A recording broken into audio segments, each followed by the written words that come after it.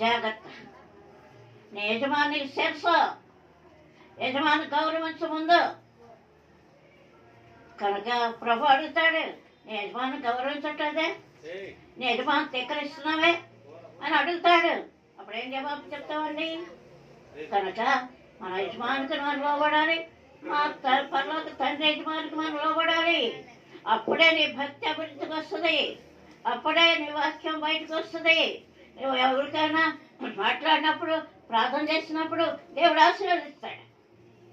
నువ్వు సరిగ్గా లేకుండా ప్రార్థన చేసినా అది పనిచేయదు. వాళ్ళు ఏలు పెట్టి చూపిస్తారండి. నీ ప్రవర్తన చూస్తారు, నీ మాట చూస్తారు, నీ యొక్క ప్రవర్తన చూస్తారు, నీ అడుగులు జాడలు చూస్తూ ఉంటారండి. అమ్మ బయలుదేరిందమ్మ బైబిల్ పెట్టుకోను అంటున్నారు. నేను వింటున్న మాట అది.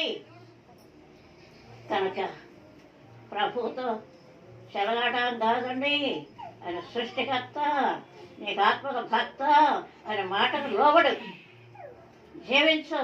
నిన్ను ఉన్నతమైన స్థితికి తీసుకెళ్తాడు. మనుషులు తీసుకెళ్ళండి. ఆత్మకు నాయకుడు, ఆత్మ కాపరి, ఆత్మ మేపరి ఆయనే, ఇంకెవరు లేరు ఈ లోకంలో. కనుక పరలోకపు తండ్రి నీకు నాకు పరలోక తండ్రి కనుక ఆ ప్రభు ప్రార్థన, ప్రభు ధ్యానము ఎప్పుడు నీ నోట ఉండాలి, నీ మనసులో ఉండాలి. 10 మందిలో నీ నోరు జాగ్రత్త, ఒంటరిగా ఉన్నప్పుడు నీ ఆలోచన జాగ్రత్త అంటున్నాడు.